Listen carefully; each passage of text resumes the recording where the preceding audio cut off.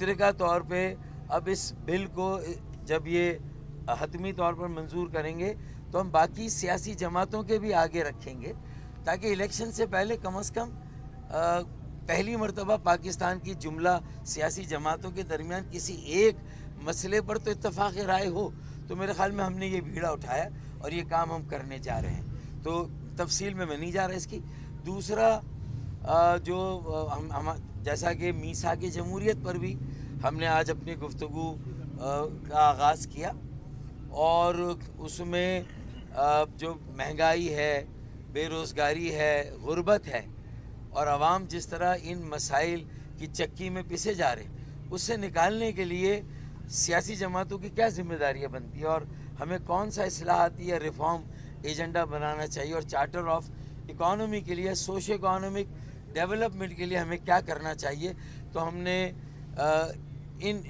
اس معاملے پر بھی گفتگو کی۔ تو یہ ہمارا دوسرا ایک قومی ایجنڈا ہے، دوسرا ایشو ہے قومی مفاہمت کے لیے۔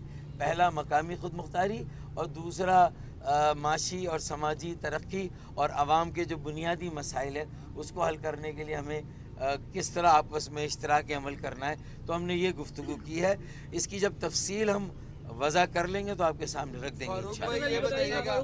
یہ بتائیے گا فاروق صاحب کہ دونوں جماعتوں کے مابین مستقبل میں جو ہونے والے جو عام انتخابات ہیں تو کوئی اتحاد کی بھی بات ہوئی ہے، اس پہ کیا کوئی پیش رفت ہے، اس پہ بھی ذرا روشنی ڈالیے گا سر۔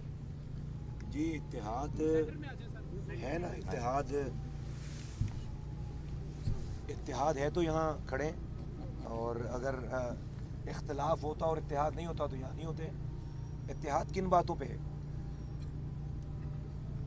آج کی میٹنگ میں، اس سے پہلے والی گفتگو میں کہیں پر یہ گفتگو نہیں ہو رہی کہ ہمیں وزارتیں کون سی ملیں گی، ہم نے عہدے کون سے لینے ہیں، ہمارا کوئی